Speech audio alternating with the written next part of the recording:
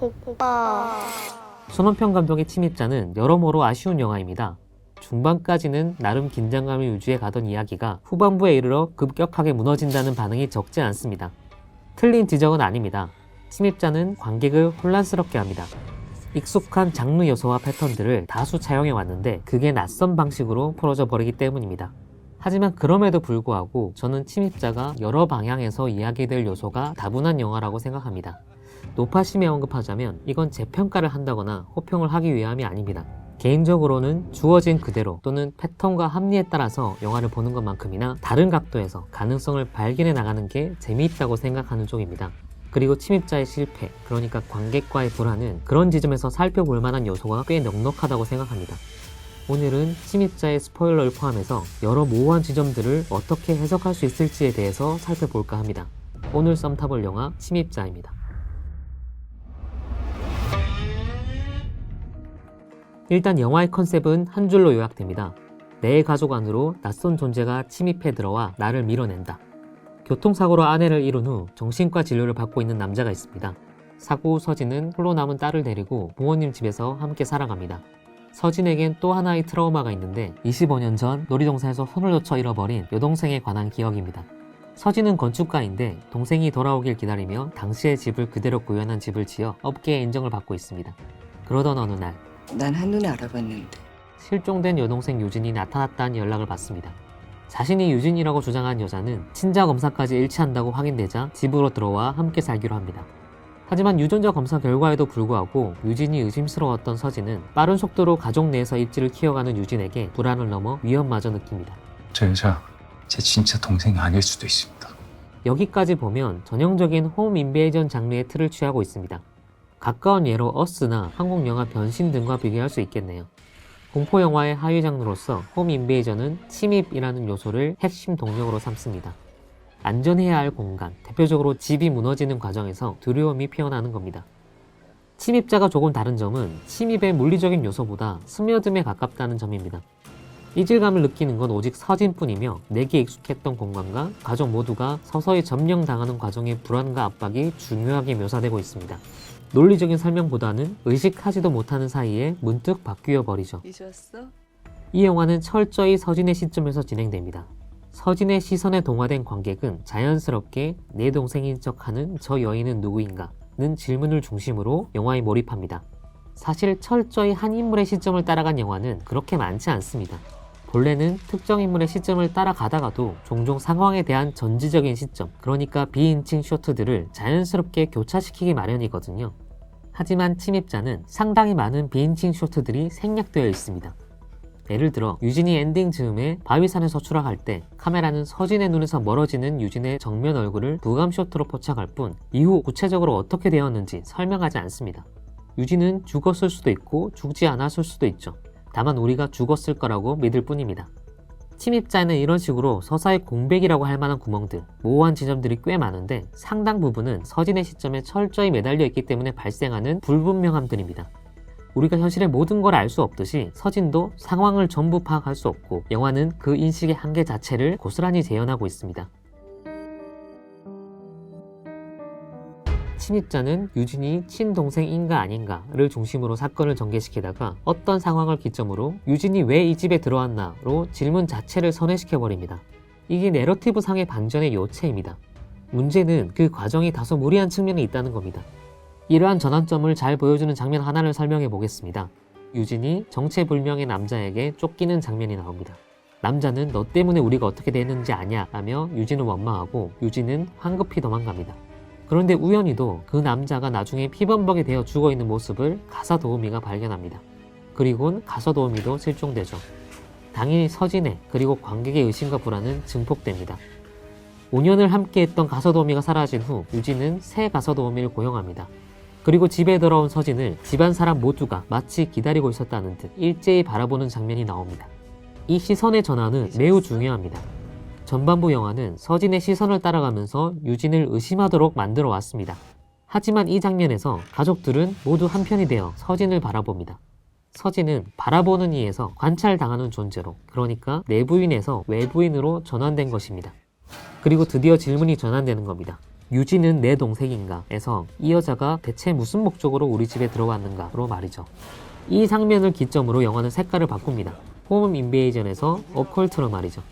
결론부터 말하면 유진이 왜 가족 내부로 침입했느냐. 유진은 사이비 종교단체의 일원으로서 서진의 딸을 노리고 침투한 걸로 설명됩니다. 순수하고 맑은 참 아이인 서진의 딸을 제물로 바치기 위해서죠. 이 급격한 전환은 얼핏 아리에스터의 영화들 유전이나 미드소마를 연상시킵니다. 아리에스터 영화는 오컬트적인 요소를 메인으로 합니다. 오컬트 요소를 뒤에 숨겨둔 채 정상적인 시선에서 바라본 상황들을 전면에 배치시켜 관객들로 하여금 상황 자체를 오해하도록 유도합니다. 때문에 반전이 공개되었을 때 충격과 함께 종교적인 세계관을 중심으로 모든 악의가 맞아떨어지도록 거꾸로 정교하게 구성되어 있습니다. 아리에스터의 영화가 인물들의 행동 원리가 곧 종교관에 뿌리를 두고 있다면 침입자에서 종교단체 그리고 종교성은 다분히 도구적인 측면이 강합니다. 종교가 바라보는 세계관, 교리, 행동 양식 등은 아예 제거되어 있죠. 이러한 이유로 종교는 이 영화에서 이야기를 위한 변명처럼 느껴지며 설명되지 않는 부분들이 발생합니다. 과정을 봉합시키지 않고 그저 주어진 설정으로 밀어붙인 탓이죠. 홈 인베이전 장르를 충실히 따라가던 관객에게 이건 데우스 엑스 마키나처럼 뜬금없는 해결책처럼 느껴질 수밖에 없습니다. 대표적으로 가족들이 어떻게 그렇게 순식간에 유진에게 설득되고 버섯되어 가는가에 대한 해결책은 허무하리 많지 쉽고 간단합니다. 최면과 암시를 걸기 쉬운 약물을 사용했다는 거죠. 이런 설정은 거의 판타지의 영역인데 영화는 여기서 긴 설명을 달지 않습니다. 이건 매우 중요한 지점인데 말이죠. 아리에스터 영화를 예로 들면 바로 이 부분이 종교의 세계관과 결합함으로써 섬뜩한 느낌을 자아내는 겁니다. 결론적으로 침입자의 아쉬운 점은 지나치게 간단하게 설정으로 밀어붙이려는 태도로부터 비롯됩니다. 한마디로 침입자는 설명 대신 설정으로 지어진 집입니다. 침입자는 레퍼런스로 지어진 집이기도 합니다. 오펀 천사의 비밀, 요람을 흔드는 손 등 헐리우드 홈 인베이전 장르, 유전이나 미드소마 등 아리에스터 영화들, 어스나 겟아웃을 연상시키는 전환과 설정도 있고 심지어 한여나 화차처럼 사회 계급 속의 여성의 위치를 그린 영화들도 떠오릅니다. 그야말로 다채로운 영화 속 레퍼런스들을 적극적으로 끌고 들어왔는데 그런 요소들이 제대로 소화가 안 되고 그저 나열되어 있다는 인상을 안기는 겁니다. 여기서 우리도 한 차례 질문을 전환시킬 필요가 있습니다. 손원평 감독은 왜 무리수를 두면서까지 설정으로 지어진 집에 집착했을까요? 감독이 그렇게 드러내고 싶었던 설정은 무엇일까요? 저는 이 낯설고 어색하고 당황스럽기까지 한 전후반의 전환이 과장해서 말하자면 관객을 농락하는 것처럼 보일 정도로 철저하게 무너지는 내러티브가 곧 침입자가 전하고 싶었던 감각 또는 목적에 가깝다고 생각합니다. 익숙한 것들을 차용하고 뒤섞어서 잘 이끌고 가다가 벼랑간 쌓아 올리던 구성을 비유하자면 집을 송두리째 부숴버리는 거죠. 그런 뒤에야 비로소 낯선 혹은 뜬금없는 진실, 그러니까 원래 의도했던 집의 형태가 드러나는 겁니다. 여기서 파고 들어봐야 할 점은 초현실적이기까지 한 설정이 무엇을 목적으로 한 것인지 감독의 의도를 짐작해보는 일입니다. 손원평 감독은 기업과 공간이라는 키워드를 통해 믿음에 관한 상식들을 근본적으로 뒤흔들고 있습니다. 인물들이, 이야기가, 그리고 장르라는 패턴이 믿었던 것들을 해체시키는 방식으로 말이죠. 아마도 감독은 아무것도 믿을 수 없는 시대, 그 자체에 대한 불안과 강박을 드러내고 싶었던 게 아닐까 싶습니다. 소설가이기도 한 손원평 감독은 인터뷰를 통해서 출산 이후 양육을 담당하며 느낀 공포를 바탕으로 소설 아몬드를 집필했다고 여러 차례 밝혔는데 침입자는 그런 감각의 연장선에 있는 영화입니다. 이건 상식이라고 당연하다고 믿었던 것들이 무너지는 모습은 시대의 불안을 반영한 것처럼 보이기도 합니다. 관객은 서진과 유진 사이에서 진실이 무엇인지 추리를 하려고 하지만 실은 이 영화는 진실 같은 것 중요하지 않다고 관객의 믿음 자체를 깨부수고 해체시키는 영화입니다. 그저 단편적인 사실이 있을 뿐이죠. 영화에는 두 가지 사실이 제시됩니다. 하나는 서진이 보고 듣는 상황, 다른 하나는 유진이 지나치게 친절하게 설명을 해주는 상황입니다. 이것들은 그저 주어지는 정보에 불과합니다. 특히 자신이 종교에 들어가게 된 과정, 사이비 종교가 어떤 단체인지에 대한 설명 등등이 그렇죠. 하지만 냉정히 생각해보면 전반부 서진이 보고 들었던 것들도 마찬가지입니다. 영화는 전지적 시점을 거의 제거한 채 서진이 느끼고 판단하는 것들만 제시했습니다. 그건 서진의 입장에서 사실일 뿐 객관적인 진실이라고 말할 수 없는 것들이죠. 따라서 후반부 영화가 믿도록 유도했던 사실들이 다 무너지면서 관객은 상황의 반전만을 목격하는 게 아니라 믿음이라는 것 자체의 허망함을 간접적으로 체험하게 됩니다. 어쩌면 사이비 종교 자체가 그런 상황, 아무것도 믿을 수 없는 시대에 대한 압축적인 상징이라고 할 수도 있겠습니다. 이제 존재하는 건, 그러니까 믿을 수 있는 건 맞냐 틀리냐가 아니라 내가 무엇을 선택할 것인가 하는 문제입니다. 진실 여부를 떠나 어떻게 판단하고 행동하겠다는 게 중요한 거죠. 서진은 복잡한 상황 따윈 다 밀어두고 딸을 지킨다는 목적을 선택합니다. 엔딩 장면을 다시 한번 이야기해 봅시다. 유진이 절벽 끝에 매달렸을 때 유진은 자신이 진짜 유진임을 증명하기 위해서 어린 시절 놀이동산에서의 풍선의 색깔이 파란색이었다고 말합니다. 하지만 서진은 그것이 노란색이었다면서 유진의 손을 놓아버리죠.